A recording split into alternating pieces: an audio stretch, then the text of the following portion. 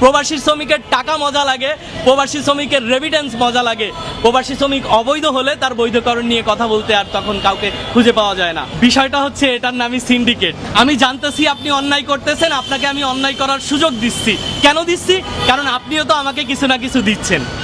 আমরা এই সিন্ডিকেট থেকে বের হয়ে আসতে চাই। আমি মাননীয় প্রতিমন্ত্রী নুরুল হক নুরু সাহেব, উনি কিছুদিন আগে একটা বক্তব্য দিচ্ছে, সেটা হচ্ছে মালয়েশিয়া কলিংয়ের ব্যাপারে কথা হয়েছে। সেইখানে যে আমার হাজার হাজার ভাই অবৈধ হয়ে আছে, তাদের বৈধকরণের বিষয়ে কোনো কথা বলে নাই। ওনার একটা বক্তব্য আমি দেখছি, আমার কাছে ব্যক্তিগতভাবে খুব খারাপ লাগছে। উনি বলছে তারা ট্যুরিস্ট ভিসায় গিয়ে ওইখানে অবৈধ হয়ে যাচ্ছে, আমরা এ ব্যাপারে কোনো কথা বলতে রাজি না। আমি একটা কথা মাননীয় প্রতিমন্ত্রীকে বলতে চাই, সমস্ত শ্রমিক ট্যুরিস্ট ভিসায় গিয়ে অবৈধ শ্রমিক হিসেবে চিহ্নিত হয় না।